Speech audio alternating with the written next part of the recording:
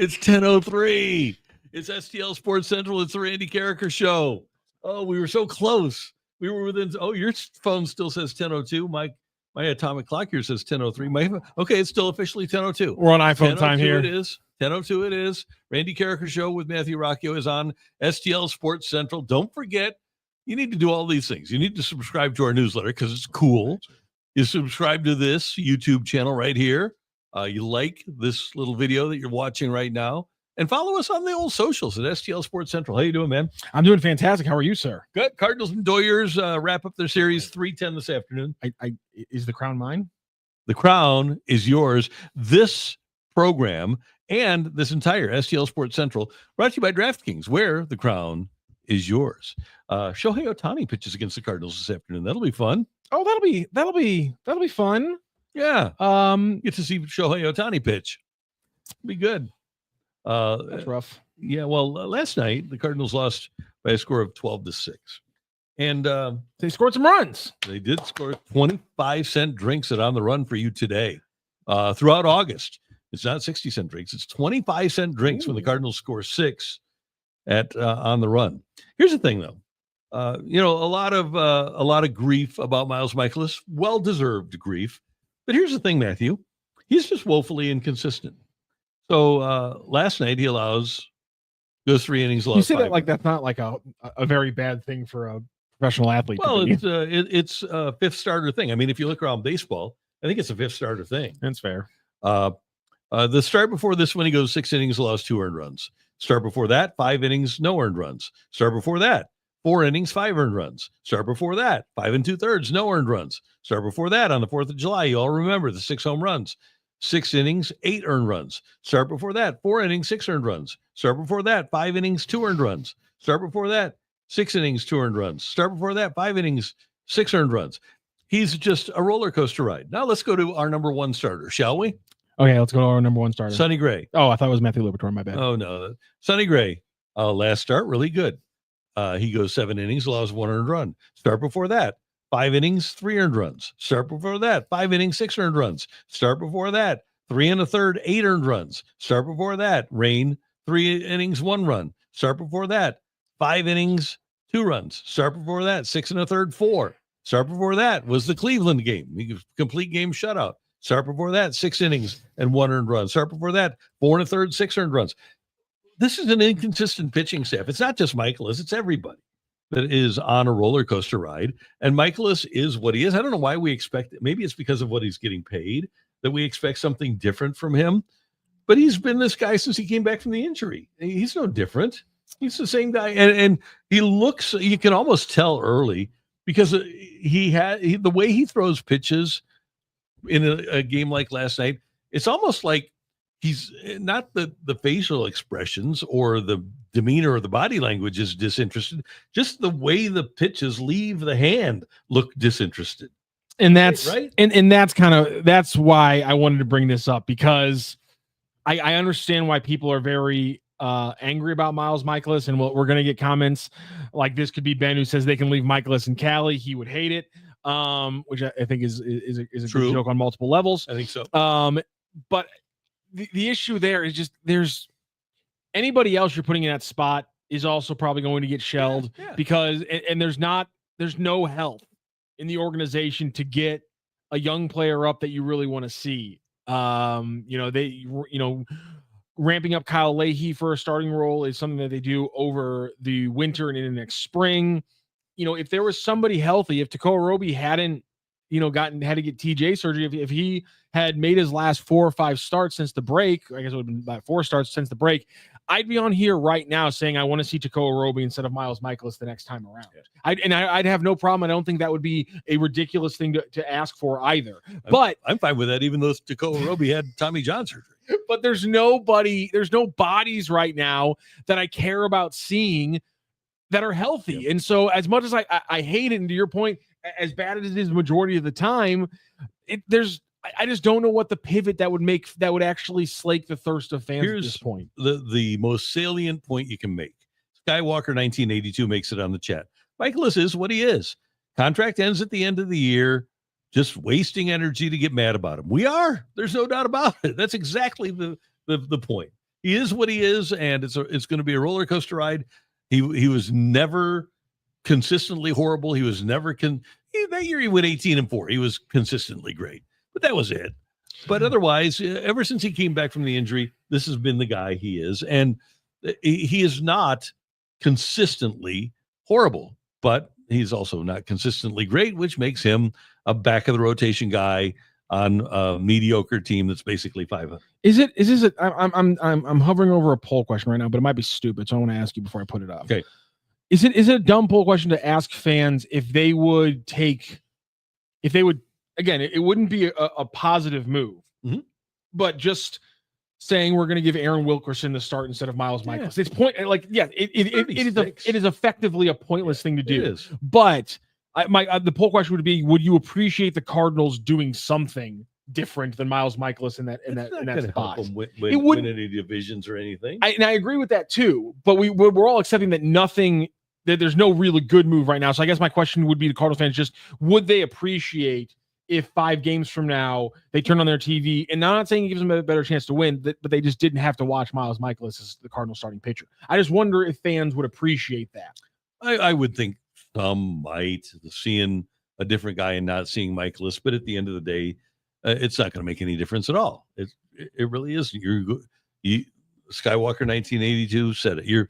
And if Aaron Wilkerson comes and pitches and he gets blown up, then, well, why did we get rid of Mikolas for this guy? At least Mikolas gave us a good start now and then. So now I don't. Hey, they never told us it was going to be a good team. And we can see with our own eyes. We know what Miles Mikolas is. We knew coming into the season. And nobody's fooled by the way he's performed. So, I kind of liked it last night that we got to see more of the bullpen. I like the fact that we got a chance to see a little bit of Graceffo, and he was able to bounce back. That's a big thing after you have a terrible outing, to be able to bounce back and have a decent outing. So I liked seeing that from Gordon Graceffo. I did not like seeing Andre Granillo get bombed, but I want to see how he comes back from the adversity. Ryan Fernandez is back. He's in mid-season form.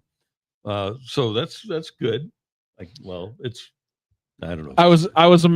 I'm imagining now the post deadline relievers like a horse race, and I honestly just I want to do like an old timey call. Oh, so that's why we got the middle of the pack for Swanson. Yes, and the running of the relievers as I'm calling it right now, because Jojo Romero out in the front a little bit.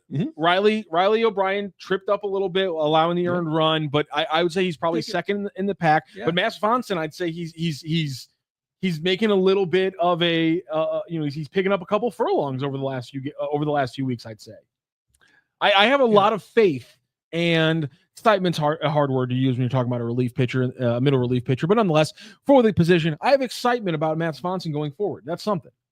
Yeah, see, excitement. That's a good thing. A lot of weighing in here about the Lizard King, and we appreciate it. Michael Telemark, I know Quinn Mathews hasn't been that good this year. He's been the Miles Mikolas of AAA. But I'd still rather see him than the Lizard King at this point. He does have a chance to get better. I think the Cardinals, they want to see him work through the issues that he's dealing with down in Memphis. So that they don't want to have him come up here and experience what he's experiencing here. Take it or leave it. The Memphis Redbirds game will draw equal or better ratings to any Cardinal game from that same week. Interesting. Yes, because of Weatherholt. I'm going to say yes. I'll take that. Let's turn to good one. Big Adam. Got a Tioli out of nowhere. Yeah. He's consistently annoying to watch. 100% if we had healthy arms, he'd have gone to the wayside like Fetty. Yeah, not wrong. Mid, Jalen Baldwin says, just mid. That's what he is. And Jeremy Hodge, welcome back, Ryan Fernandez. Yeah, that's unfortunate. He pitched so well in the minors, and he earned his spot back up here, and you hoped maybe he'd figure things out and wouldn't get shelled like he did last time we saw him up here with the Redbirds, but kind of same old for Ryan Fernandez, unfortunately. Yeah. But Granillo getting beaten up like that was rough to see. Yeah, but he'll bounce back. Like you said, the opportunity to see him work back from things. I think that's important. That's the important part about this season. That's the benefit. Make adjustments. That's the benefit you have of not being a competitive team for these last couple months. Keith Adams, Randy, there's no pitcher they can run out there worse than Miles. So what's the point? Well, I would suggest to you that we go back a month and I'll submit one Eric Fetty for observation here. If there's no pitcher that they could run out there worse. Yeah, he would have been worse. I also think another franchise in town told me if we're paying a guy, we expect him to do the job. And so I guess that's the thing with Mikolas. They're paying him for the rest of the year, so they're going to wheel him out there every 5 days. Do the job. I will say he had been getting beat up going into the break, but Quinn Mathews in his last 3 starts has not been that much better either. 3 2/3 inning pitch back on July 20th, 2 earned runs, home run allowed, 5 walks to 7 strikeouts. July 26th, he pitches 4 innings pitched. He allows 5 hits, 1 earned run, 4 walks, 4 strikeouts. And August 1st, which means so just a few days ago, 6 2/3, 5 hits, 2 earned runs, 2 home runs allowed, 9 strikeouts, and 1 walk. The strikeout numbers are there, but he's getting tagged for home runs. How many innings in that last one? The walks are too high, 6 2/3. That's his longest outing of the year. That is 100% his longest outing of the year. You're absolutely correct. In fact, that is only the second time he's gone more than, only the third time he's gone more than 5 innings pitched this entire season, the 6 2/3. He had 2 5-inning. He had 2 5-inning evens. It's the first time he's gone beyond 5. Beyond 5, I should say. That's a better way to put it. Thank you. Yeah. So it's getting better, but this is the kind of stuff you needed. This is the game you needed Quinn Mathews having in early June to be comfortable bringing him up right now. Obviously, if he puts together 4 straight starts and we're looking at this in September, maybe things are different. Whereas his velocity and those kind of things as well will also be a factor. But right now, the first week of August kind of discussions, it just hasn't been there, and you can't blame the Cardinals for that this time. No. All right, let's talk a little bit about the lineup. And you and I were texting last night about the lineup, and we've got a little lineup game here. Not the lineup game, but a lineup I think it's copywritten. I think it is. Yeah. No, it's not. It's I think Stalter would file a suit or at least a complaint if somebody's Staltering CD. And yeah, they wouldn't like that if I did that. Basically, kind of lay down as I was texting you and how you see this Cardinals thing, because Katie Wu did a great breakdown. You and B. Shafe got into it as well about how they have the locked in players they know, but there are 3 or 4 players they don't really know about, and that's making the equation kind of tricky every night. Yep. So the people that are locked in are the middle infielders, Wynn and Donovan, plus Burleson has edged his way in, whether it's as an outfielder or a designated hitter. And then Herrera has locked himself in, whether it's as an outfielder or a DH. So you've got 4 hitters there, 3 of them left-handed hitters, 1 right-handed hitter that are locked in. And then the catchers, let's just leave the catcher out of this because the catcher is not going to be an offensive position, at least for the time being, for the Cardinals. We're just talking about lineup. So let's leave Pajes or Crooks or whomever, because we're going to be dealing with 8 people. Your lineup in front of the catcher and then the designated hitter. So Wynn, Donovan, Burleson, Herrera have spots. So the group that doesn't at this point, that have had runway but haven't taken off, are Victor Scott II, who I think Katie alluded to this, will wind up being in center field. So I think we can give ourselves 5, right? Yeah, I would like, part of this equation would be different if they were willing to give Lars Nootbaar some center field time. But apparently that's not part of the equation, and so we just have to move on from that being part of the discussion. So basically then, if we have 5, that means we have 3 spots, and we have 4, well, let's say 5 batters, because you've got Nootbaar, you've got Gorman, you've got Walker, you've got Weatherholt, and then out there on the periphery, you've got Thomas Ajayci, who I don't think the Cardinals look at as an everyday player. And that's why, and I didn't even add, because Ajayci, to your point, I agree with you about him not being an everyday player. And you and B. Shafe broke down why Weatherholt will not be a part of this equation for at least the rest of August. Right. And so there's a lot of at bats to play for this month. Okay. And so let's weed Weatherholt out. Let's accept that Ajayci's a bench player, and let's look at all the different permutations potentially for this team. So you see it right now. This is one lineup configuration where Walker is over there on the left. I have him at Elo. That's left out. So that's the guy who's being pretty kicked out. And the thing that you can do is they can change certain positions. Now Gorman's out there, maybe Arenado's back at third base. That complicates things in my opinion. Noot is going to be out as well. Those are kind of the questions. So I'm going to simplify this. Let's get rid of Noot there. Let's also just get rid of the diamond part because putting this up on positions is making this tricky. And let's actually just simplify the way you were breaking it down, which is let's look at the position groups here. So you have three players essentially trading across three spots. Karraker can play left field and DH. Burleson can play all three of left field, DH, and first base. And then Contreras can play DH and first base. And then you have Paez Pozo at catcher, Donovan at second base, Gorman at third base, Wynn at shortstop, VS2 at catcher, Walker at right field. This all seems pretty tricky to me. The way this all works out, Randy, the way we make this just happen, it's pretty tricky. All you have to do is just add a everyday fourth outfielder, and we're going to call that guy Lars Noot. That's how we make this all work out, because the Cardinals have essentially put themselves in another bad position because of a failure to prepare a young player for a defensive position change. Because we've been talking about Nolan Gorman. We've been talking about Nolan Gorman as the future third baseman for this club for 3 years. And now all the quotes are about how he's going to get comfortable there and he's got to lock in there, and can he be an everyday third baseman there? And so I understand that that's a big part of the equation, but it feels like that's also a controllable part of the equation that they didn't exactly control as best as they could have. And that's what they have a tendency to do. And hopefully he'll rise to the level of being average or above average. That's what they looked at him at as a second baseman. Would you accept over the course of basically, well, let's see, 2.5 months, 37 games, 12 extra base hits, 9 homers, 250 slash of 258, 336, 508, 844 OPS. That okay? I'll take that. Yeah, I like 844 OPS. I like extra base hits. That's Nolan Gorman since June 1st. 3 doubles, 9 homers, and an 844 OPS. Yeah. I understand.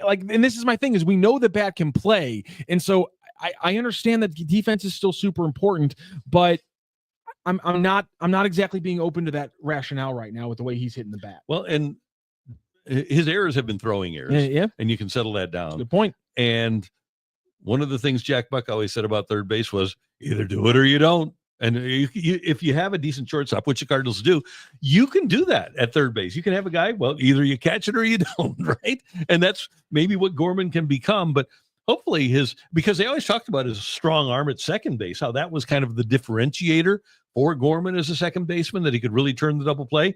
I can't imagine that the arm is going to be that much of an issue for him. Crocky hitter, and Gorman bats 220. Why is he every day? Because he's batting 258 with a plus 800 OPS. If you pull it back on another month or so, the average is probably going to drop closer to 220. But the OPS is slam. In the first 2 months of the season, he never played 3 games in a row. That's insane. And basically through mid to late May. And then in June, when he played all the time, that's when he really took off. And he's a guy that if he gets consistent playing time, has shown himself to be a pretty good hitter. And you can't deny the power. We saw it again last night, that when he hits it, and that's a big ballpark, when he hits it, it goes. Yeah, absolutely. And so for me, I understand when they say front facing, why they're having issues. But when I read in the Katie Wu article that Lars Noot has to get 4 starts a week, that seems like a really odd move to me. Yes, Lars Noot is a great player, but you know what he is. Also, I'm the Cardinals. I don't want Lars Noot having a hot 2 months here. That's going to make arbitration really tricky. I want to trade him. Hey, let's be logical here. You've got too many left-handed hitters as it is, and your best prospect is a left-handed hitter. And the guy still has the StatCast numbers, as Bernie has mentioned before, that other teams kind of salivate over. If there is, and I don't understand why the Cardinals, maybe they obviously didn't get a compelling offer. But I think the Cardinals in this offseason, if they're going to go out and pursue pitching, whether it be starters or relief pitching, I think that should be the first guy that they build a package around, is Lars Noot. Yeah. I think that we've seen enough. When we talk about runway, I think that he's had a full runway. I don't think that we need to see any more from Noot. I think we've learned, and you know what he is. Yeah, that's the other thing. And it's not a bad thing. If he can stay on the field, I think he can be effective for somebody else. Like, he's a great player. He's exactly what you want, and that's why I put him in there as the fourth outfielder, because he has versatility. He's a useful player. Keep him on the bench. Use him as a defensive sub. In certain situations, if you're down by 3 runs, put him in center field and say, we're going to risk it to get the biscuit. We're going to try to win this game by scoring runs. To hell if we can't cover every spot in the outfield. We're down by 3 runs anyway. Use him as a Swiss Army knife, as well as a defender, and in crucial situations, if you're up by a run, sub him in there, for a guy like Burleson or Victor Scott to get a more consistent at bat to kind of put the ball in play and keep things rolling that way. Like, there are ways to use Lars Noot. The idea of having a versatile fourth outfielder who consistently plays throughout the week but doesn't need 4 starts is not a foreign concept, not only in baseball, but in St. Louis. It seems to be like something that we've used throughout the last 30 years in this city pretty well. So I don't understand why Lars Noot needs 4 starts a week when you're trying to find as many at-bats possible for Gorman, Walker, Burleson, Karraker, etc. Agreed. 2 quick things. Number 1, I think Noot would be a great fit in LA. He's from there. The Doyers need a left-handed hitter. Conforto has not had much of, had a good season at all. I think Lars in the long term would be a good fit there. And going back to Gorman for 1 second, in March and April, he started roughly half the games, started 16 games, had a 636 OPS. Inconsistent playing time. Same thing in May, started 10 games and had a 505 OPS. Then they start playing him virtually on the 1st of June, and his June, July, August OPSs are 867, 741, 867. So I think when the guy plays, that's kind of, probably not 867, but he's probably an 810, 820 OPS guy if you play him all the time, which is more than acceptable for me. Absolutely. That's the name of the game. We got, Kroenke haters is complaining about his swing and miss. Gorman's swing and miss has come down. Nolan Gorman's strikeout rate this year is the lowest of his career. Let me go down to it. And his walk rate is near the highest. His strikeout rate this year, and clearly, and it's what baseball is now. It's 30.3%. You don't love it, but that's just what baseball is now. And his walk rate of 11.2 is just 0.2 of a point off of his all-time best walk rate of 2023 when it was at 11. No, his walk rate is at 11.2, second best of his career. And a lot of his power numbers are still trailing behind what we've seen from him, especially in that 27 home run year. But seeing his power now, and Randy put it out, 9 doubles, 3 or was it 3 home runs, 9 homers, 3 doubles in his last 37 years. Yeah, that kind of power is returning, because this is a guy who pulled back his swing speed to get more control of the bat. Now that he's pulled it back and he's figured out the control of the bat, now he can start ramping that swing speed up. And so maybe, and now that he's changed his swing, maybe we start seeing the barrel percentage, which is one of the highest in the league last year and in 2023. We start maybe seeing that get back to what it has been for him in his career. The bat speed trails back up. You're seeing, I think, over the last 30 games, him dial back in that bat speed. That's why the power is coming back. There's a lot of reasons to get excited about Nolan Gorman. And even if there's not, the point is, you have 2 months to figure out exactly what he is behind a shadow of a doubt. And one way to do that is to go into the clubhouse with the mindset of Nolan Gorman's getting 4 starts a week, no matter how he plays at third base, because I have to know what he is. Okay, what about Jordan Walker? Do we know what he is? Has he had enough runway for us to say he's never going to take off? We've seen enough of him. It's his 3rd year. We've given him enough opportunities. Granted, he's only 23, but have we seen, and especially with the emergence of Ivan Herrera, who offensively has become what Walker was supposed to be, have we seen enough of Jordan Walker to allow him to move on? I think I have a good idea of what Jordan Walker is. New swing. And that's the same thing too. I understand that they're saying that Walker hasn't done enough with his runway for him to be an everyday player. But the fact that mindset has changed so much, and when before he got injured in May, the mindset from Ali Marmol, and again they were winning in May, was we're going to play Jordan Walker lefty righty every day no matter what. Then he gets hurt, finally comes back, starts hitting the ball, and now when they're not winning and there's no reason to win, we've now changed it to we can't give Jordan Walker lefty righty every day at bats no matter what. That, in my opinion, I feel like is a pretty definitive example of some broken thought processes by the Cardinals. That is a flawed process by the Cardinals. Jordan Walker, even more so than May, lefty righty every day right now. I'm not convinced that he's not going to be a good player. I'm not convinced that he is either. But I am convinced that if it's going to happen, it's not going to happen in St. Louis. Wow. Okay. So, and like you said, they've broken him. They've messed around with the guy so much, and they've messed up. What did Yogi say? 90% of hitting is half mental, something like that. It is. It's a mental game. And I think the Cardinals have messed around with him mentally enough that he just needs to go somewhere to decompress and get out of here and find another place where they can just develop him differently. And it may or may not be the Cardinals' fault. I'm not here to assess blame. I'm just saying that I think the Cardinals now have done enough and hopefully seen enough that they can believe that a guy now in his third season, he's got a career high strikeout rate, a career low walk rate. He looks helpless at times. And at what point, he's got 253 plate appearances this year. At what point do they say, okay, yeah, well, there's some potential there. Let's put him out there every day. Or conversely, when do they say, yeah, boys, it just ain't going to happen. Let's move on. And I would tend, with all the other hitters that we're talking about, and again, with Weatherholt on the way, I would tend to lean towards having him be somewhere else. Let's add all the necessary context to this discussion as well, because this also goes in mind, I believe, or how closely connected is this to your mind of new Pobo and potentially new manager in 2026? I think that's a big part of it, because you would think that a new Pobo and a new manager would be able to get the most out of him. But let's keep in mind that he's been up and down too. He's worked with a million people, whether it was here at this level or at the minor league level. And I think that we can just take a look at the eye test here. I guess the way I'm looking at it is the Cardinals haven't found the way to unlock his talent. They haven't found the key, and it might happen elsewhere. What kind of talent do you expect in a 6'6", 250-pounder?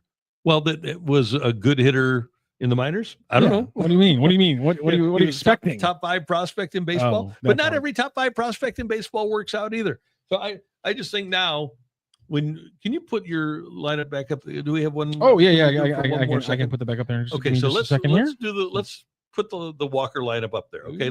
So you've got Burleson in left, you've got Vitcher Scott in second, you got Walker in right. Your infield: Gorman, Wynn, Donovan, Contreras.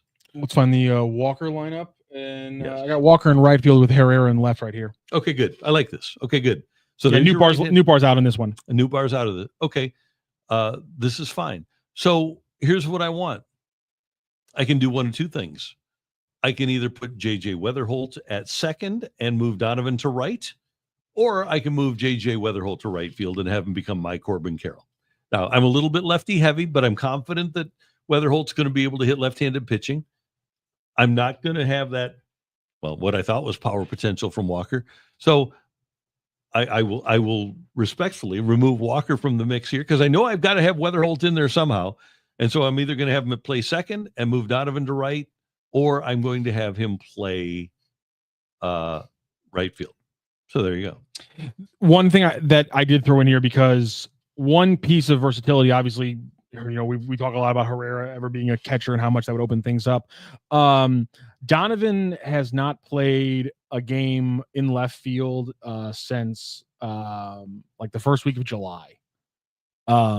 Just throwing that out there as people who it's interesting to me, because they're going to have to make some kind of decision on, like, the JJ Weatherholt positional factor it's going to force a change. Yes, like unless Gorman isn't here, and that's and you know what, that also that builds onto why it's insane not to use every single game you can to find out what Nolan Gorman is. Mm-hmm. And again, even more so or even less so from the hitting perspective, from a positional perspective, what is Nolan Gorman as a defender? Can he play third base? Because if he can't play third base, then I need JJ Weatherholt playing it. Pretty good third baseman in the minors. There's no reason for him not to be. You're right. But if we determine that he can't, mm-hmm. which I would put some blame on ourselves if we can't do that, mm-hmm. because again, why was this not at least slightly more prepared for.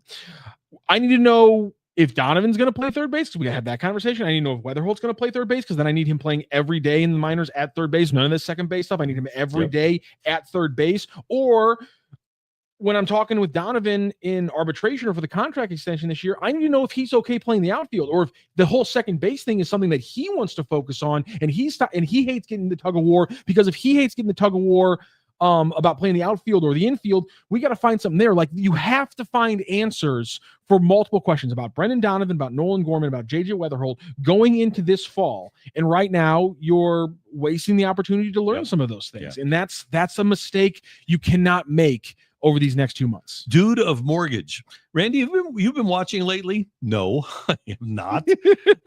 Jordan is showing signs of improvement. Why it took so long for him to not step towards third, I don't know, but he has a measurably better approach. Well, he's shown that in the past, and then it has disappeared. And what I'm looking at more, and maybe this is not the thing to do because I'm not an analytics guy, but I'm looking at the production.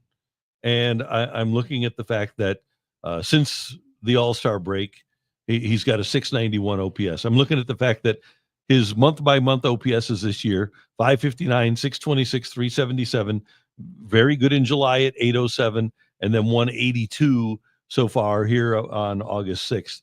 And from a career standpoint, he has not improved since his rookie year. I'm acquiescing to the idea that the Cardinals share some blame in here, but big picture, I'm not looking at, okay, how's he done in the last 5 games and how's his exit velocity in the last 5 games. That's not the way I roll, but I do look at the fact that he's gone from a 787 OPS in his rookie year to 619 in his second year to a 594 OPS this year. And while we did see a good month, there's 6 months in a season, and there's just not a lot enough consistent quality from him to make me believe that it's going to happen here. Yeah, and it's hard because one of the things that you keep pointing out is just how young he really is. Yeah. And so when you see the little bits of potential, it's hard to cut bait. And that's why I asked the context of new Pobo, new manager. Cutting bait gets a lot easier when he's not your prospect. Mm-hmm.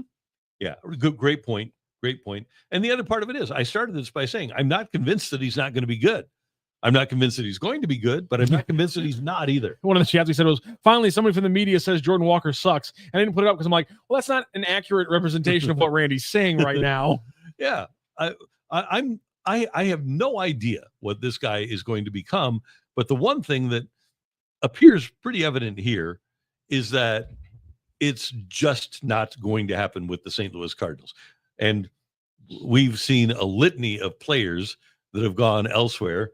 Look at what people like Luis Gonzalez, J.D. Martinez. What was J.D. Martinez before he wound up with the Houston Astros? Yeah.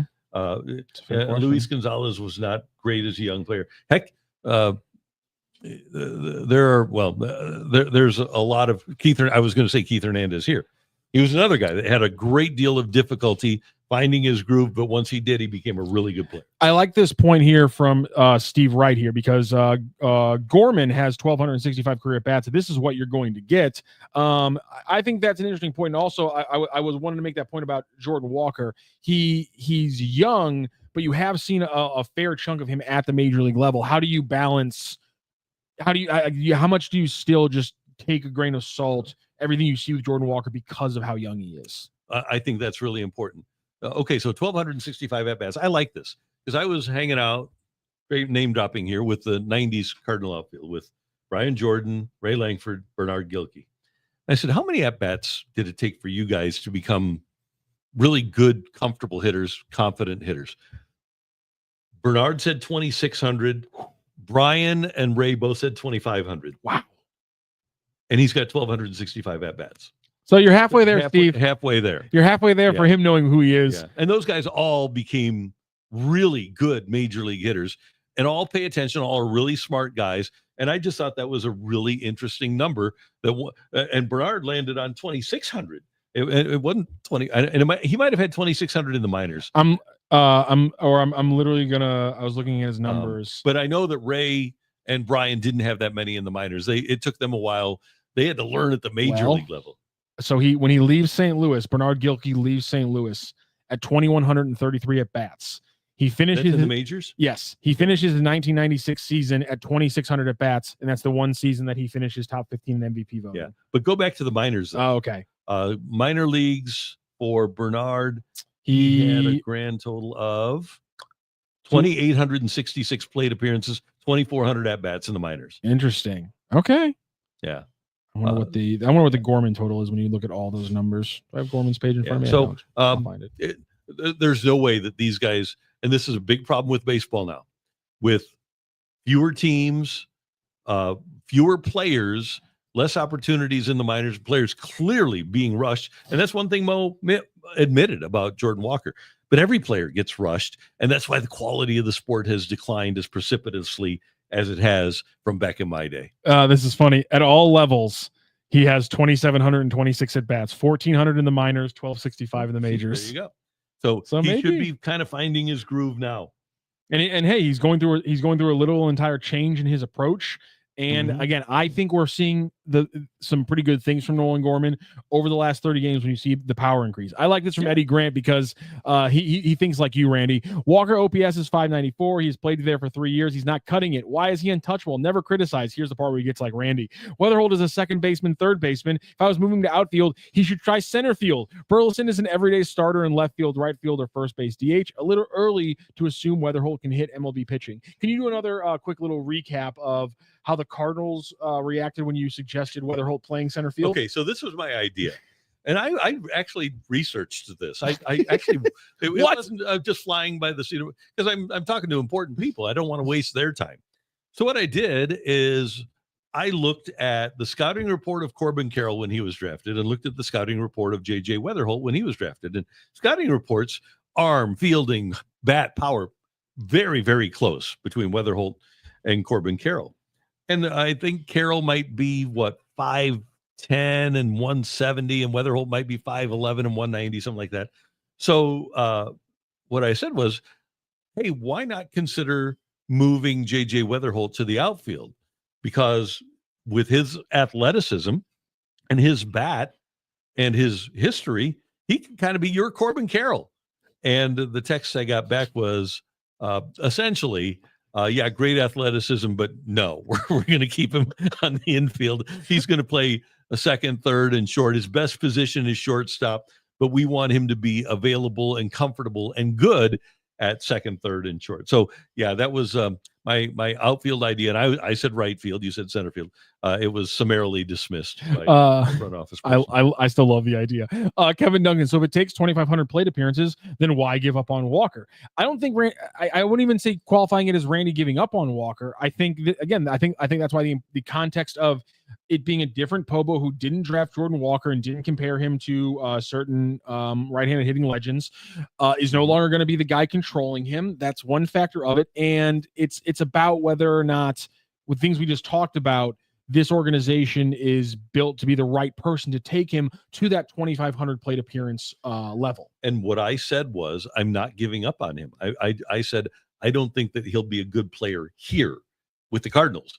And I don't know that. I said, I'm not convinced that he's going to be bad. I'm not convinced that he's going to be good. And maybe a different regime, administration does elicit the most out of the perceived talent that we see from Walker.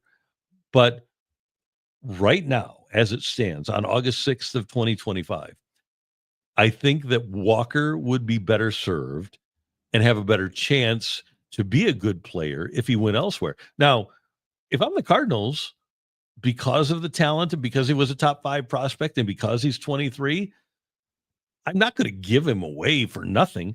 But I'm just saying that I think at some point you have to make the decision as to whether or not a player is going to be able to do it for you. Remember Manny Ibar? Yes, I do. So they could have traded Manny Ibar for Kevin Brown, and they wouldn't give him up.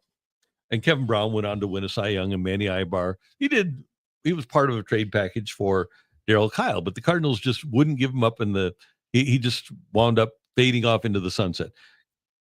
Different, but the same with Alex Reyes. Reyes had the injuries, and I was adamantly against trading Alex Reyes, but I understand people that want to trade prospects that think, okay, well, I'll take an is for a might be anytime. Cardinals were adamantly against trading him. They're adamantly, or have been, against trading Walker. Look what happened with Dylan Carlson. I'll trade him. He'll get traded out of my cold, dead hands. Paraphrasing or quote, I don't know, might be direct from John Mozeliak, right? Yes. But they stayed with him so long that ultimately all you got out of him was Sean Armstrong. You didn't get what you could have gotten out of Carlson a couple of years earlier. And so I think the Cardinals have a tendency to hang on to their guys too long. I don't think it's too late to get something out of Jordan Walker. I think that's a good point. Patty Wilbur says Walker may need more development at AAA. I do think it's interesting. Walker, 1,200 minor league at bats. The guy you mentioned earlier, Bernard Gilkey, 2,400 minor league at bats. Yeah. That's such a different, I mean, the amount, the things you can work on, the conversations you have. I mean, just the maturity you go through, the obstacles that you work through. I mean, that's adjusting to adjustments. That's an insanely different path for those players. And I don't think it's crazy to wonder how different Walker's is if he has those 1,200 at bats right out of the gate instead of maybe being pushed a little bit too fast. Let's see, Bill Downton. But Randy, you said not all prospects turn out good. I think that's pretty clear, right? That's. I mean, not all. Dylan Carlson has not turned out to be the prospect that they thought he was going to be. Alex Reyes. I don't think Jack Flaherty reached the level, although he's having a very good year, that the Cardinals expected him to reach. Eli Marrero never was the player that the Cardinals expected him to be. I loved Eli Marrero. Yeah, we can run down a litany. John Fulgham got hurt. Andy Rincon got hit with a batted ball. Both really good pitching prospects. What happened to Aledmus Diaz? Did they just got a book on him after one solid half year? Yeah. 3/4 of a year, I guess. Yeah. Okay. Another good one. Another good prospect. Tyler Green. Another good prospect. Geronimo Pena got hurt.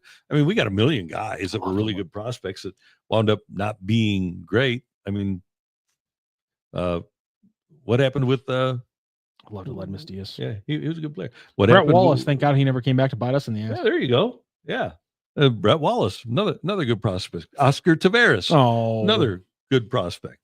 But what happens? He winds up being a dead pull hitter, and he just can't. Craig Lewis, Walker learned a new position and changed his batting stance at the major league level. Then management wanted to become a home run hitter. The team is absolutely to blame for his failure. You're 100% right.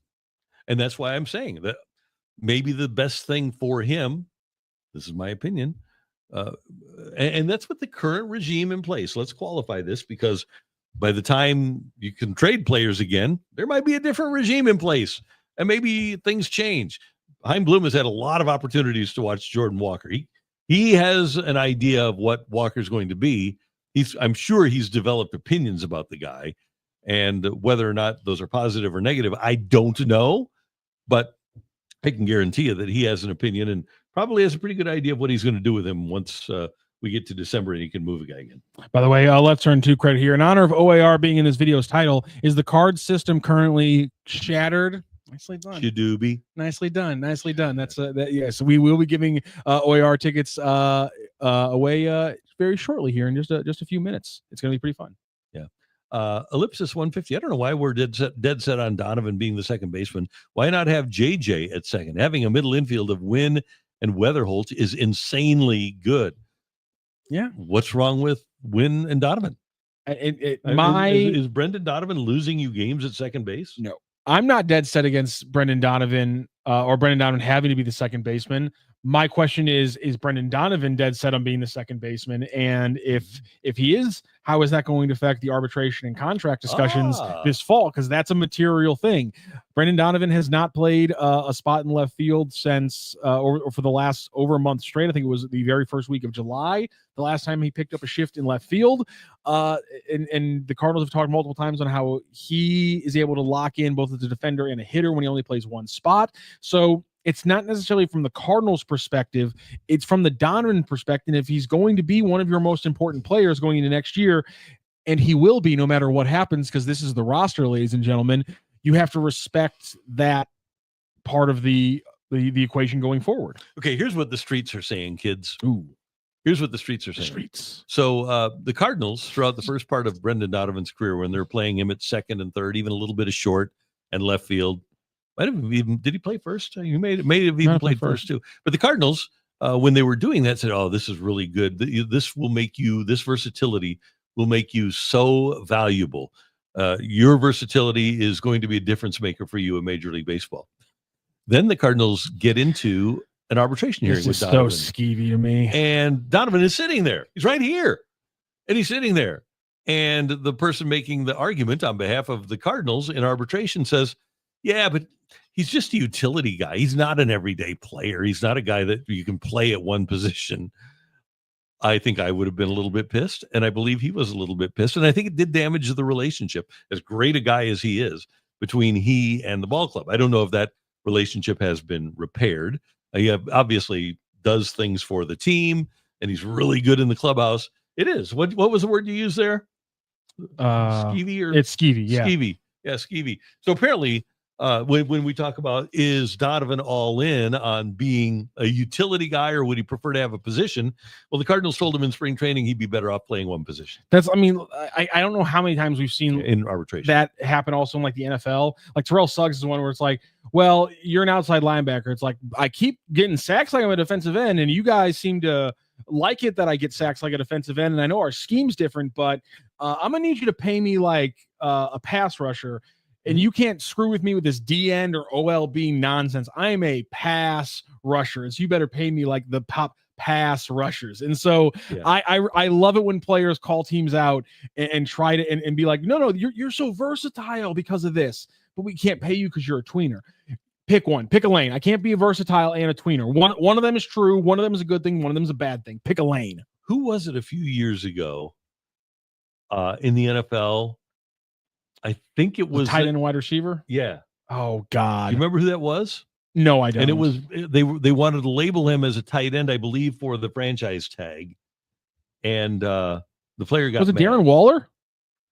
I'm not sure. Let's see. I can't remember who it was, but yes, Mike Gesicki with the Dolphins. Oh, there you go. Okay. Appealed for the wide receiver tag. I think he had like 100. I think he had like 90 something catches. So it's not bad. I'm lying. Yeah, it was Mike Gesicki. He lined up in the slot 402 snaps, out wide 218 times, and at tight end 140 times in 2022. So 620 snaps as a wide receiver, 140 as a tight end, and he was getting franchise tagged as a tight end. Yeah, so it's sketchy when teams do that. They want to say you're versatile, and they try to screw you with it on the back end. I hate when teams do it. And so if I'm Brendan Donovan, I'm saying, and you guys, maybe you guys might see it as selfish. I'm not saying he's doing this, but if I was Brendan Donovan, I'd also be saying, I'm a second baseman. Play me at second base. Yep. Keep playing me at second base. What do you want to play left field? Nope. I'm a second baseman. So that way, when we get into the discussions today, I can use Ketel Marte as my agent can say, here's Ketel Marte. Here's whatever other second baseman you want to look at. That's what I am. I am a second baseman. I am not a utility player. And good for him if he's doing that. Graham, I need Randy to tell me what the streets are saying. Just told you what the streets told you. What is going on with top outfield prospect Chase Davis? So it's kind of weird. Chase Davis has physical abilities, but apparently he kind of figures it out at times and then loses it. We've seen players like that. Remember when Colton Wong, you'd think, okay, he's got it figured out, and then he'd go back to trying to hit home runs. I think that's where Chase Davis is. I don't think he understands or has an identity as a hitter yet. And I think he needs to figure that out. And for former first rounder, and certainly has ability, but I just don't think that, from what I understand, he's consistently developed an approach at the plate. Do you think that's more common with young power hitters because they get the label as a power hitter? Yeah, especially in college. Yeah. Right? You get the label as a college power hitter, and he was. Yeah, there's no doubt about it. I think Blaze Jordan's dealt with the exact same thing, where he's 15 years old, hitting 500-foot bombs. So the profile is you're a power hitter. He gets to the minors, and he has a couple seasons slugging, in the mid 400s, and now you kind of wonder who you are as a player. Right. Yeah, I don't think that there's any doubt that happens at all levels, and especially now, because what do you get paid for? You get paid for hitting home runs, but if all you do is hit home runs, remember Chris Carter a few years ago? I think he might be playing in Japan or Korea now, but he led the league in homers with 41, but that's all he did was hit home runs, and he was out of the league a year later. This could be Ben says Randy is streets forward, and if you guys don't know what streets forward means, that's because you're streets behind. Oh, that's this could be Ben. I want to be friends with you just by that reference. Thank you so much for bringing that into this chat. Fantastic. Skywalker, 1982. I saw him a couple of weeks ago. I think we're talking about Davis here, and he looks like a great athlete. Yes, and that was one of the things when he came out of Arizona that the Cardinals and everybody liked was his athleticism. I remember Greg Amsinger really thought highly of Chase Davis. So hopefully he'll get an opportunity to continue to have a career. And it's harder for college guys because they're older. And we were talking earlier about how there just aren't as many opportunities at the minor league level. So if you're the Cardinals and you go out and trade for some bats, all of a sudden a guy like Davis might be looking over his shoulder and wondering, okay, well, do I have a spot? And the Cardinals might be saying no. Even if you're a first-round draft choice, there are no guarantees anymore. Let's get one last text in here before we go to a quick break for our friends at DraftKings. Steve Lira talking about the log jam in the roster. Number 1 starter is no better than a number 2 or 3 on any contender. Donovan is the only player who could start on a contender. That's why this team sucks. I think interesting point. I think he could too. That defense plays. And if he's having a good offensive year. Yeah, if he can slug, if he can slug 450, give you a plus 700 OPS, then you're taking that to the bank with that kind of defense. But you're right, and that's why they need these players to ascend, and that's why they're giving them the runway. Because as you say, right now, Victor Scott's not starting for. None of the outfielders are starting for a pennant-winning team. You're not going to have Gorman or Arenado for a winning team. So you got your 2 middle infielders, Contreras maybe, whether it's first base or DH, and then neither of the catchers probably right now is starting for a contender. So you're not wrong there. All right. Hey, kids, I've teamed up with DraftKings Sportsbook, and it's the ultimate way to get in on the action as the football season approaches. First full weekend of preseason games. And right now, new customers can bet just $5 and get $200 instantly in bonus bets. That's right. Bet 5 and get $200 in bonus bets to use right away. Just sign up using this promo code STL Sports. STL Sports. When you sign up, whether you're betting the next big touchdown or throwing together a same-game parlay, DraftKings has you covered with live betting and massive payout potential. And if you're in Missouri, like moi, don't worry, you can still get in on the fun with DraftKings Daily Fantasy Sports. Build your lineup and play for real cash prizes every single week. This offer won't last forever, so get in on the action now. I'm so glad we're finally betting NFL, but I want to tell everyone to make sure you're betting responsibly. Gambling problem? Call 1-800-GAMBLER. Help is available for problem gambling. Call 888-789-7777 or visit ccpg.org in Connecticut. Must be 18 and over. Age and eligibility restrictions vary by jurisdiction. Pick 6 not available everywhere, including New York and Ontario. Void where prohibited. 1 per new customer. Bonus awarded as non-withdrawable Pick 6 credits that expire in 14 days. Limited time offer. See terms at pick6.draftkings.com/promos. All right. Before we get to our next little topic, and I think I'm intrigued by ESPN basically trading 10% of their existence to the National Football League. But I want to just dig in a little bit more on Chase Davis, because in watching him play, I always thought, Matthew, that he was a guy that had a chance to be a pretty good player. And in talking to people in the system that work directly with him, I think there's a belief that he still has first-round talent. It just hasn't been realized yet. And he's another one of those guys who I think the mental aspect of things has caused him to not be the player that he's capable of being. Maybe he just needs to stop thinking. This year, hitting only .221 with a .673 OPS at Springfield, 8 homers and 7 stolen bases. Yeah. He's got 312 at-bats. Turns 24 in the offseason. Yeah. So that .673 OPS, that probably is not something that the Cardinals are attracted to. And I wonder at what point with him, this is his third year, 23, 24, 25. Hopefully he has a good last couple of months and can show himself to be a guy that the Cardinals like. I'd like that. Anything beneficial, especially from a power perspective, would be absolutely huge for the Cardinals. That they haven't had that for this season. We talked a lot about, can they build the roster without it? There's a lot of questions around that. Unfortunately, Chase Davis doesn't really open things up because he is a lefty. 333 slug this year. Career high 417 slug last year. He had a 766 OPS in the minors. So he's going to need to turn things around and get him going in a hurry if he's going to make it to the major leagues and be a successful major league player. Randy, before we talk about the NFL, I'm going to pivot. We're going to do the giveaway now. Let's do the giveaway now. So everyone, we're giving away a pair of tickets to O.A.R. at Stifel, the Stifel Charity Classic. And you want to let everybody know about the Stifel Charity Classic because that's coming up. It's going to be amazing. It was under a different name. We've been out there a couple times. It's going to be an absolutely fantastic time coming up here right at the end of the Labor Day weekend, or over the Labor Day weekend, I should say.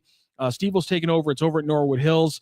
I like to talk a lot about Norwood Hills because I don't talk about it you're a member lot, there. But I am a member out at Norwood Hills, and so it's an absolutely fantastic, great time for everybody. The Charity Classic has been such a fun event. It's a fantastic event. It provides obviously a lot of monies and things like that for different charities in St. Louis and around the area, especially in that North County area. That's so crucial. So I just want to say thank you to the Stifel Charity Classic for partnering with their friends over at Compliance Solutions to let us give away a bunch of tickets. So this is day one of multiple days of giveaways. We're going to be giving away multiple pairs across this week, across next week to that O.A.R. concert. Again, the Stifel Charity Classic starts up on September 4th through the 7th. The concert is on Friday night on September 5th. And so we're going to do a little bit of a trivia game here for everyone to win a pair of the tickets. Today, we're going to be doing this every day. It's a new trivia game. I've changed it up, Randy. Instead of the Megamind mini games, we've changed things up a little bit. We're going to go with what I'm actually going to call I've decided to call it here. My little name is... Going to get up here, make sure I got my name. We're going to call this, it's going to be fun. Of course it is. We're going to call this Low and Away, the question of the day. And where we're putting that where Jordan Walker can't get it. We're putting it in the bottom corner of the chat. So right there in the bottom corner of your screen, we have our Low and Away question of the day. And to win those O.A.R. tickets, you're just going to have to put in both answers for our trivia question. There are two answers to the trivia question. I need you to get both of them if you're winning. First answer is winning, getting two tickets to O.A.R. out of the Stifel Charity Classic coming up on September 5th. In MLB history, there are two pairs of teammates to both hit 30 home runs and steal 30 bases in the same season. For which two teams, both in the NL, did they play? Now, Randy, they have to answer us the teams. I'm going to need the four players from you here in a couple of moments. Okay. So think about this for a little bit. Low and Away question of the day to win O.A.R. tickets right now. In MLB history, there are two pairs of teammates to both hit 30-30 in the same season. That's 30 home runs and 30 stolen bases. For which two teams, both in the National League, did they play? So I just need you to name me two National League teams if you want to win tickets to O.A.R. coming up. And if you don't want to win tickets to O.A.R., you're crazy. They're a fantastic jam band. If you haven't heard Crazy Game of Poker, do yourself a favor when this show's over. YouTube Crazy Game of Poker. You'll fall in love with them immediately. MLB history, there are two pairs of teammates to hit both 30 home runs and 30 stolen bases in the same season. For which two teams, both in the National League, did they play? And I'll be willing to give some people some hints here if they're not able to guess here. It's a tricky one here. It is. But again, it's the National League. So I just need people to start guessing National League teams. Okay.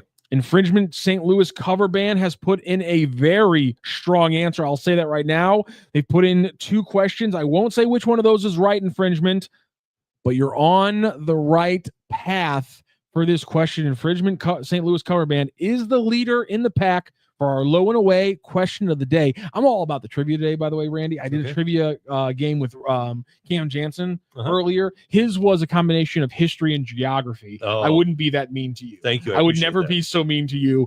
Jim Hayes has some boxing trivia coming up when he gets back from LA. That's apparently one of his kind of things. Wow, right out of the gate. Infringement cover band, St. Louis cover band, you have been defeated by our man Pat. He gets it correctly. Way to come into the chat with the winner there. He guesses it correctly. It is, in fact, the Mets and the Rockies. Good guess there. There's our answer, the Low and Away question of the day. The New York Mets and the Colorado Rockies. Randy, I'll give you the years. Okay. I won't say which teams is which years, though. The Okay. 2 years that these teams had these pairs of players, hit 30 home runs and steal 30 bases in the same season, were 1987 and 1996. The New York Mets and the Colorado Rockies. Okay, so the Mets had to be 87. So was Strawberry one of them? Darryl Strawberry was one of them. 3 more to go. 87 Mets. 30 home runs, 30 stolen bases. Hojo?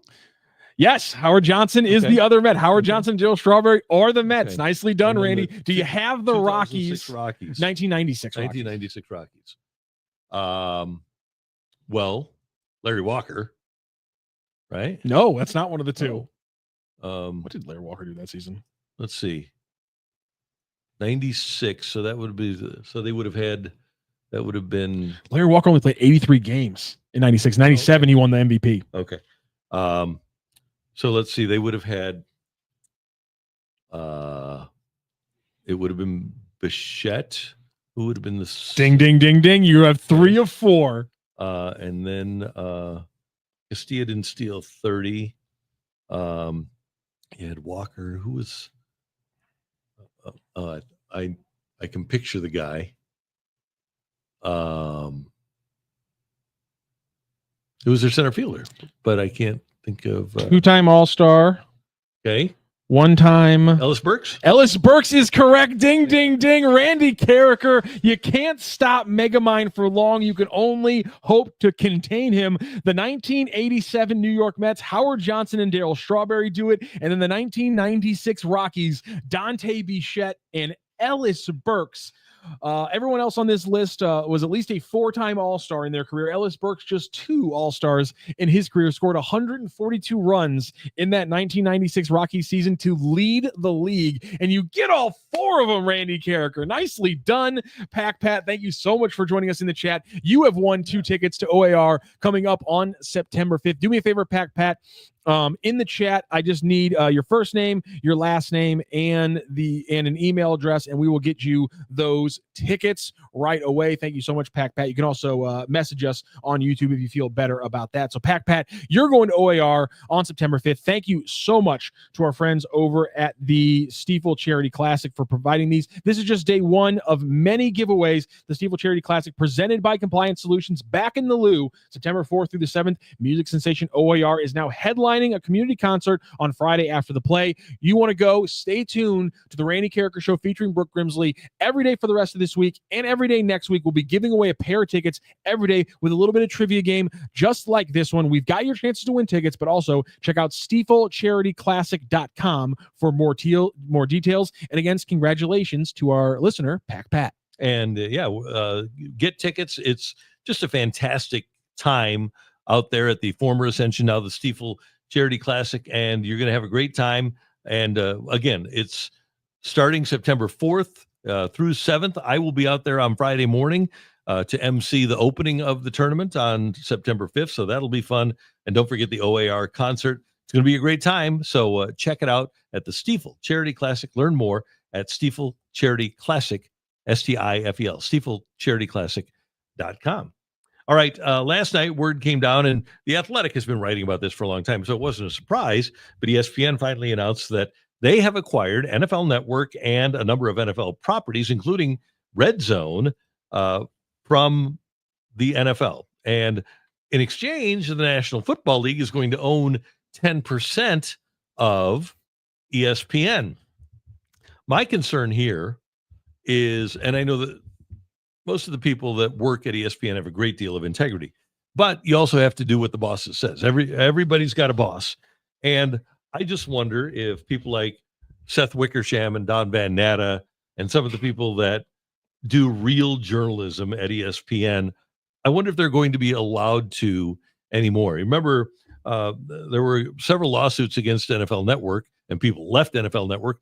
Albert Breer, one of the notable ones, that said they weren't allowed to be journalists at NFL Network. They were basically hired to be cheerleaders, even though they were established big-time journalists. Adam Schefter started an NFL Network.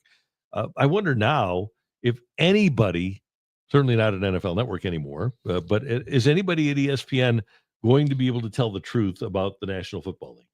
Not really, no. And you're gonna have to find other ways. And as someone who watched just an absolute ton of NFL Network, it did a really good job making me fall in love with the sport. But it also did a really good job of pushing because right when I started watching NFL Network was like 05, they pushed the living daylights out of the protect the shield stuff. Every time a player got arrested and the NFL was going to come down on their head with an 8-game suspension, the NFL Network was right there talking about how this is the best thing for the league. And so they always kind of ran with the storyline, and yeah, they get people to love the sport. There's no doubt about that. It worked on me very well, but you need people outside who are going to call people to the carpet when they do sketchy things, especially nowadays when you have I don't know, just the way the owners run nowadays. I mean, Jerry Jones is openly breaking labor laws to try to sign his players to contracts left, right, and center. It would be nice if there was reporting about that wasn't affected by the league trying not to look bad. Yeah, and oh, by the way, here's just an example. Mike Florio at Pro Football Talk, he used to have a tracker for arrests, and it would say like 5 days without an arrest of an NFL player. NBC buys Pro Football Talk, and all of a sudden the tracker is gone. That's why the tracker went away? Yeah. I never put those two together. Yeah, because obviously NBC, a partner of the NFL, Florio becomes a partner of the NFL, and that's why the arrest tracker disappeared. Oh, I never put that together. That's incredible. Yeah. It's going to be sketchy on the reporting side of things. And then you have the other thing that most people are talking about here, Randy, which is people are afraid they're going to screw with Red Zone. No, Red Zone will still be produced by the NFL. It'll be the same. It'll only be distributed by ESPN. And so what'll happen is you'll be able to get it on that, I believe, if I'm not mistaken, there's a new ESPN app coming out in early fall. It's going to cost $30 a month, and it's going to be everything that ESPN/ESPN ABC carries. All of their football games, all of their when you have ESPN baseball, which won't be long, but then all the NBA, all the hockey, all of their channels, SEC Network, ESPNU, ESPN News, everything's going to be on this app. And the way it's going to work is that ESPN is going to churn out all of this content on the app, and one of the pieces of content will be Red Zone. So you'll actually have more access to Red Zone than you've had in the past, and it's going to remain on the platforms that it's been on. For example, right now, you can still get it on Spectrum. You'll still be able to get Red Zone on Spectrum. Yeah, Red Zone's fantastic. It's the best. $30 a month. Brian Ellison says, holy bleep, 30 a month. Yeah, I mean, what am I paying right now for ESPN Plus? I think am I paying like $12.99 a month for ESPN Plus right now? I think that's, I'm like 10 or 12 or something. Yeah, I'm paying like $12.99 a month for ESPN Plus, and I don't currently have Red Zone right now because I don't have YouTube TV anymore. So $30 a month and I get Red Zone. That's a no-brainer for me, because I mean that means $30 a month. I get Red Zone during football season. I get almost every college basketball game that's being played, like 85% of them on ESPN Plus as well. Linwood Lions. Linwood Lions, bang. D1 baby. Yeah, that's $30 a month, not bad. It's not cheap, but if you like sports content, that you're getting a lot of live sports for $30 a month there. And I don't get a lot of live sports for the TV I currently pay for. So I'm willing to pay a little bit more to get that. Yeah, I think so. And I really do believe that there are some good things about this merger, but I think the negative part of it, and it's not all the NFL's fault, because the NFL they don't want negative news about themselves. But with the combination of this and ESPN one of the few outlets now that does journalism, because sports pages in newspapers are not a thing anymore.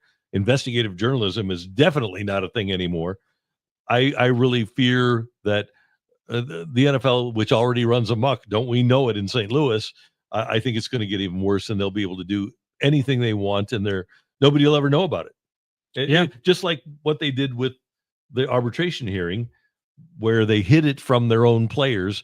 And if not for Pablo Torre, we never would have heard about it. Well, is Pablo going to be able to uncover everything that goes on? I don't know. It's going to be a lot of work, because the NFL does a lot of stuff. Yeah, that's the thing, is we really got to lean on Pablo Torre going forward, I guess. So that's not fair to him. Also, I think I saw something yesterday, but by Dan Le Batard announcement, I think Pablo Torre is joining forces with the New York Times. Oh, okay. So take that as either a good thing or a bad thing. I think the New York Times, their heart is kind of in the right place. I don't think they know how to do it. I mean, I love The Athletic. Yeah, they let The Athletic cook pretty well, and I like the stories they're putting out over there. Kroenke hater, full scale corruption every season. Glad Randy's a Chiefs fan. I'm not emotionally attached to the Chiefs by any stretch of the imagination. I like excellence, and they're excellent, so I think they're fun to watch. But when the Chiefs lost the Super Bowl, it didn't make any difference at all to me. Yeah, I'm certainly not a Chiefs fan. But I mean, if you like to watch great football, it's kind of hard to argue that they're not an enjoyable team to watch over the last few years. Yeah, which is why they're infuriating. Yeah, but fun. Yeah, but it is amazing how can't lie in society now, and I don't know when we reached this point, because when I was a kid, like when the Steelers were a dynasty, people loved the Steelers. They were great. There were even people that liked the Cowboys when the Cowboys had their dynasty going, and they were likable people. And maybe it was the advent of social media and the internet and everything. But we reached a point where, like with Tiger Woods, people loved Muhammad Ali, dominant. People loved the excellence. People appreciated the excellence. But now we've reached a point where if you're good, people hate you rather than appreciate you. And that goes to the Chiefs. It goes to Tiger Woods. It'll probably go to Scotty Scheffler very quickly. I don't know why it's happened, but people just don't like to see the performance of greatness. It's never been true. I mean, it's always been true. It's never not been a factor in like public life. And like this is just humans, baby. This is just what we do, Randy. We build people up so that we have something to gawk at when they fall. Like that's we've been doing this since Roman times, man. It's a 2,000-year-old game we're playing right now. We build up the biggest names so that when they come down, all of us have something to watch while we eat the popcorn. And or else we're going to tear each other apart. And I can just go. All I can go by is my experience, like the Steelers, or like the Cowboys, or like the Canadians when I was a kid, who had that incredible dynasty. Even the New York Islanders in the early '80s, people really appreciated that team. It never annoyed you. No, and nobody that I knew. Interesting. Yeah, no, people said, "Oh man, they're awesome, they're great," and rather than Celtics in the '80s, it'd be hard to hate the Celtics in the 80s. Celtics and the Lakers, people gravitated. They it wasn't you liked one or the other. You liked the Celtics or the Lakers. You didn't like both, but you loved Magic and what he was able to accomplish, and Kareem and Worthy, or you liked Bird and McHale and that gang, Dennis Johnson. You liked them, but you didn't say they win too much. I hate them, and that's what happens. It never happened with Jack Nicklaus. You know, people adored Jack Nicklaus. See, and I have to admit that I'm part of this group in ways, because I remember, just like, for example, and now I hate myself for saying it because I got to watch another 3 straight years of Kobe playing in the finals. But that third year, I was, because it was Celtics Lakers, Celtics Magic, Celtics Lakers, Lakers Magic, Lakers Celtics. And I remember the third year, I was very annoyed with the Lakers, and I was like, I don't want to watch the Lakers for the third year in a row in the finals. I want to see a different team from the West in the final. I remember being very annoyed by watching the Lakers for a third year in a row. And I was probably a little bit flawed. That was a bad take by me, I think. I just, and even though I wasn't a fan of them in particular, I still appreciated the greatness. And I wanted to see what, like, and for me, even at the end, I don't know, I don't think it really happened. I think Michael was pretty universally adored. And even at the end in '98, when he hit the shot against Utah, it was must-see TV. I had to watch Michael Jordan and the Bulls play. You weren't screaming that was a push-off? No, not at all. Alex Klobbs, I just scrolled up to catch. As Bob Costas described it, it was kind of like a maitre d' ushering somebody to their table. Here, follow me. Here's your place in history. You're gonna fucking hate it. I just scrolled up to catch up on the chat, and I love how no one has commented on last night's game. Not one person was surprised. Maybe I missed it, but I'm glad we're moved on. What a nightmare. Yeah, no, it is what it is. I mean, was anybody surprised that Mookie Betts gets well against Miles Mikolas, or was anybody surprised that Max Muncy hits a couple of home runs against the Cardinals, or that Teoscar Hernandez hit a couple of home runs? And no, nobody was surprised, and nobody should have been surprised that Emmett Sheehan suppressed the Cardinal offense. And then the big thing was, unfortunately, Andre Granillo late, which fortunately for me, I had gone to bed by that time.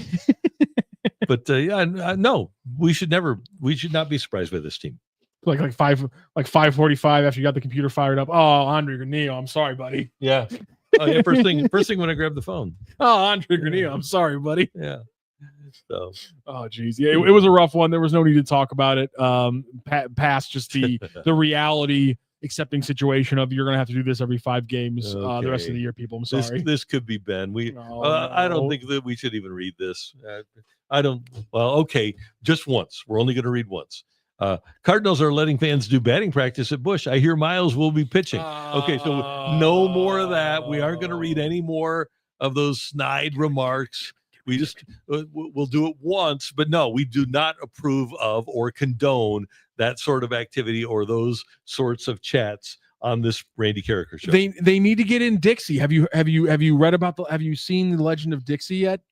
No. There is a minor league team. I saw that.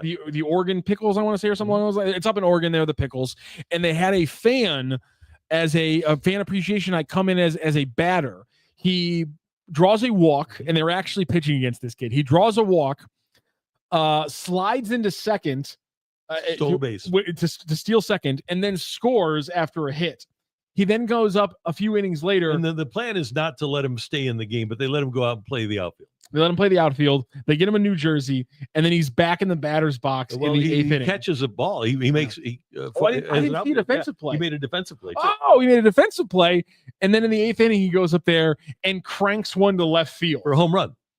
Unfreaking believable. So maybe we can get a little bit of Legend of Dixie going here at Busch Stadium. Yeah. The fan who can crank one off Miles Mikolas. It is. I know it's not like we react to it like I understand that this isn't a real thing, but the amount of times that I've said to myself, was that a real pitch for Miles Mikolas this year? Mm-hmm. Has put me in a place that I've never been in as a baseball fan. Never in my life have I questioned the actual speed and effort of a major league pitch as many times as I have this year by Miles, because it looks like, I'm like, is that a purposeful eephus pitch? What are we doing here, Miles? Okay, so more questionable pitches: Miles Mikolas or Emmanuel Clase? Oh, Randy. Have you put the Clase up? One man's under investigation. I know, but still, I'm just asking the question of you. God, that's bad. Yeah. Have we ever showed that? We did. We showed the Class A. Yeah, we showed the. I know we showed the other one. Ortiz. We showed one of the Class A pitches as well. If you just do a X or Twitter search for Class A pitches, it's unbelievable. It's 21 seconds of his first pitches. It's unbelievable. So first pitch of 9th inning, 17.5% bad. Every other pitch, 5.2%. Alex Klopp says, "Wow, what a great story." No, check it out. Trust me. Look up Dixie and Pickles is all you need to type in on Twitter, and you'll get the whole entire saga. It's fantastic. I love fans doing stuff. In fact, one of my favorite subgenres of stories is, have you seen this cool thing a minor league / independent league baseball team is doing? That's one of my favorite genres of Twitter stories. Oh. I'll read it every time. Yeah, it's great stuff. I like it. All right, a couple of other things, and let's. I just want to bounce back to the chat. You see the Cardinals DFAing Miles before the end of the season? No, they don't have another starting. There's not another starter in the system. They got rid of Betty. They got rid of Matz. They've got like 4 guys on the IL with Tommy John surgery, other surgeries in the minors. You've got the 2 left-handers, Yerpy and Magic or Ragic. It's pronounced like Magic, but with an R. And then Roby is hurt. CD-ROM is hurt. You've had Zach Thompson out. You don't have anybody else. So I don't see them DFAing Miles Mikolas simply because they need the body. That's why he's pitching now is, well, number one, next time he pitches, he'll pitch well. But the other part of it is that they just don't have anybody to replace him. Yeah, there's no bodies right now. Bottom line, they're paying him $16 million to pitch, and he gonna pitch. Yep. And hey, let's go back, because if you look at his last 10 starts, About half of them have been okay. 1, 2, 3, 4, 5, 6, 7, 8, 9, 10. Last 10 starts. He had one where it was a quality start, 6 innings, 2 earned runs. Had another one where he went 5 innings, no earned runs. Had another one where he went 5 2/3, no earned runs. Had another one where he went 5 innings and 2 runs. Had another one where he went 6 innings and 2 runs. So half of the starts are quality starts. Half of the starts are quality, or let's call them 2025 quality starts. There you go. But then when he's terrible, he's terrible. 3 innings, 5 runs, 4 innings, 5 runs, 6 innings, 8 runs, 4 innings, 6 runs. And then last night, 3 innings, 6 runs. So you never know what you're going to, it's kind of like a box of chocolates. You never know what you're going to You get. never know what you're going to get. I do want to give one person credit here because one of the very first chats we got today was a comment about how Miles Mikolas in the first inning is just absolutely automatic runs now for the team. I don't know if you looked this up. I just want to give you some credit because you hit it right nails on the head. OPS is allowed by inning for Miles Mikolas. The only one he's allowed over 1,000 OPS is the first inning, 1,067 OPS and a 690 slug percentage in the first inning by Miles Mikolas. His next worst inning with a 974 OPS and a 600 slug percentage is the 4th inning. He actually, Randy, he's nails in the 6th inning. He's gotten to the 6th inning 12 times out of his 22 starts, and his ERA in the 6th inning is 1.04. Why hasn't he been flagged? We figured it out. The people who had the idea with when Fetty was still here, they figured it out, Randy. Fetty pitches 1 through 4. Mikolas pitches 5, 6, 7. He's nails in those innings. There you go. You just can't pitch Miles Mikolas in the first inning. He gets absolutely torn apart. We need an opener. We needed an opener this entire time. How about that? Yeah. Unbelievable. Okay, I can't see enough of these Class A pitches. We are going to do some numbers stuff later on. You know, we're doing the best of the WAR numbers, and we're all the way up to the 90s. So next week we'll have more content on the socials. Follow us on all your socials at STL Sports Central.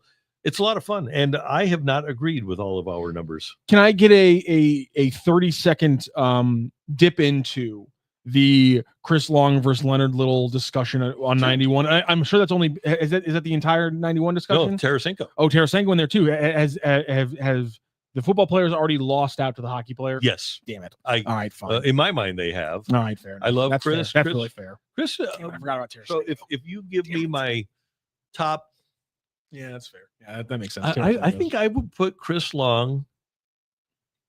So I've never been a guy that the people that I covered were buddies, but then when they quit playing, they kind of become buddies. I think I would put Chris Long in my top 5 or 6 former athlete buddies. Okay. Do you have the top 5 off the top of your head? So Matheny, Ozzy, Brian, Jordan. Mm-hmm. Does Bernard count? Because I covered Bernard in high school. That counts. Okay. Bernard Gilkey. Yep. Isaac, and then Chris Long. Yeah. But that, I'm leaving a guy like Bernie Federico out, who's an awesome guy. You became a colleague with him too. It's a little different. Yeah. Okay. One other question while we're talking about pass rushers here, because I just think it's off the top of my head. Rank the edge rushers you saw in a Rams uniform from 94 to 2016. I think for me, power rankings. Number one's Robert Quinn. No question. And this is edge rushers because Donald I think would be higher. So Robert Quinn's number 1. Yeah. Wistrom's 2. Carter. Oh, Carter's 2. Yeah. Wistrom 3. Long, Little. I think it just as an edge rusher, you got to put Little ahead. Little would be ahead of Chris. Okay. Is he ahead of Grant Wistrom? Yes. Okay. Yeah. So it's Quinn, Carter. I think I would go Little, Long, and Grant. That first year you had Fred Stokes. He was kind of past his prime by the time he got here. And then they actually moved Sean Gilbert outside, but he wasn't very good on the edge. Never really had. We never ran a 3-4. Isn't that amazing that they never ran a 3-4? It's crazy. Never ran a 3-4. Hazlitt, when Hazlitt took over as the interim head coach, they told him that And no, when they hired him as defensive coordinator, they told him that they would go to a 3-4, but then they never would. Yeah. Yeah, that's the only time. Yeah, I'm a 4-3 guy my entire life for that reason. So then you had William Hayes, Cheetah Hanatu, James Hall. Yeah. The guy, the Air Force guy, Bryce Fisher, not good. Well, not good. He was just not great. And then at the end, I mean, it was Quinn and Chris till the end. Mm-hmm. So, let me throw that 5 that we have that'd be my top 5. Let me throw in one other thing, and this obviously doesn't include St. Louis, but because we're talking about the Rams, I have the name in my head. If I'm giving you a choice between Robert Quinn, and I know again he didn't play Deacon here. Jones? I was going to say Kevin Green. Oh, I give you a choice between Robert Quinn and Kevin Green to rush a passer for 16 games. Which one are you taking? I think I would take Kevin Green. Would you? Okay, so I as somebody who watched, yes, he's a Hall of Famer. As somebody who watched Robert Quinn, that I mean, his ability to, I mean, he would turn sideways to get around blockers and do that shoulder dip. That 19.5 sack season, like 7 forced fumbles. That to me is like personally with my own 2 eyes, the greatest pass rushing season I ever watched. And it's really imprinted on my brain and just how incredible Robert Quinn was. And I am, I'm one of the rare people that I kind of differentiate between the 2-point stance edge rusher and the 3-point stance edge rusher. But Kevin Green, you talk, and Robert had 2 great seasons, one here, one in Chicago. Kevin Green was incredibly consistent. Once he got going, 16.5, 13, then he went down to 3, then he had 10, 12.5, led the league with 14, 9, led the league with 14.5, 10.5, 15, had 12 sacks in his final year. He was double digits all the time. So he was just incredibly consistent. So I think I would go with him. Yeah. Robert Quinn, 10.5, 19, 10.5. That season, 19 sacks, 7 forced fumbles, 2 recoveries, a fumble return for a touchdown, 23 tackles for loss to lead the league. I wrote an article comparing the previous 10 defensive players of the year. And to this day, based on the numbers, I still think him not winning defensive player of the year that year is one of the biggest award robberies of the 2010s in the NFL. But he was ever competitive and nobody knew who he was. Exactly. He was ungodly that year. The closest I could find with a guy winning with a bad team was when Jason Taylor won defensive player of the year in like 2006 with like a 4-12 or like 6-10 Dolphins team. Yeah. But Miami Dolphins, Jason Taylor, big name. Right. Robert Quinn was his 3rd year in the NFL for a St. Louis team that was never relevant in his first 3 years. But just, God, he was unworldly. Yeah. Kevin Green, by the way, 2-time AP first team All-Pro in 94 with the Steelers when he led the league with 14 sacks at the age of 32. And 2 years later, his first year with the Panthers led the league with 14.5. And then a second team AP All-Pro also, one of his 16.5 sack years with the Rams. So, yeah, he was Granite City's Kevin Green was a 17-game average of 12 sacks per year. An absolute monster. Maybe one of the most underrated Hall of Famers in the NFL. Yeah, I think so. Because people will mention 7 or 8 guys that pass rush from like 85 through 2005. They'll mention 7 or 8 guys before they mention him. By the way, and I know this sounds really morbid because it is, but because he died at the age of 58 and he died during COVID, but his cause of death was never given. Oh yeah. Kevin Green's. That sucks. So, but do you think because he's an NFL player that played in the era that he did, that maybe we should, if it had to do with CTE, should we know? I mean, that's obviously, something that's I know that's personal for the family and it's personal, but I think my response to that would be, apparently it has been confirmed that it was a heart attack. Since then, December 21st, 2020, it has been confirmed that it was a heart attack. But I mean, we talk about the struggle. I mean, he's been also very open about how difficult he went through some things as a player because he went through injuries, he went through surgeries, he went through painkiller. I don't know if he would ever say he went through painkiller addiction, but I know he went through some rough spots in his career. That's why he jumped around a couple different places as well. So the man went through a path. And I guess that's why I respect so much when you got guys like Junior Seau who it's obviously so rough what they go through, but even the guys who do do commit suicide, and they do it in a specific way to say protect my make sure you donate my brain to figure out what's going on here. I just have so much respect for those players who in such a dark part of their life say, I can't do this anymore, but if you can save somebody else, use the information you're getting from my death. And that's why when that happens to those players, I think it's so important to kind of be thankful for what they're giving us. Yeah. By the way, Green's cause of death initially not given, and then later on, his family did say that he had a heart attack. So I'll admit, 160 sacks, third all time. And that's one of those ones that I guarantee you ask people right now, they'll give you names like they'll guess straight. So is Bruce Smith number one? Who's number two? Yep, 200 for Bruce Smith. 200 for Bruce Smith. Who's number two? Wait, I should know this. It's Reggie White, isn't it? No, might be. Is it Reggie White? I feel like it's Reggie White. It's Reggie White. Yes, thank you very much. I would have really been mad at myself if I couldn't get this one. Julius Peppers, half sack behind Kevin Green at 4 with 159.5. Absolutely insane. So yeah, I think that's why it's just when those players do that, it's pretty important. Yeah. So anyway, there you go. What a way to end the show, huh? Yeah, I was trying. I didn't mean to talk about football, but anytime I get these football questions in my mind, we don't talk nearly enough about football, in my opinion, because I'm still obsessed with it. And if I get a chance to just talk with Randy about greatest pass rushers you ever saw, sorry, ladies and gentlemen, I'm gonna take it.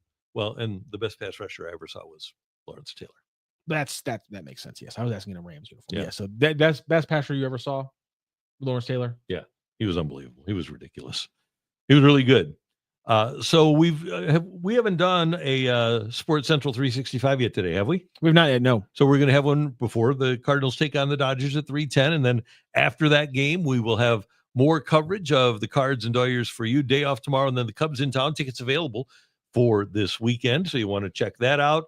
And don't forget that you can always check out Bernie Mikolas. Just go to stlsportscentral.com and see his videos and read his work every single day. Just a lot of cool stuff for you here at STL Sports Central.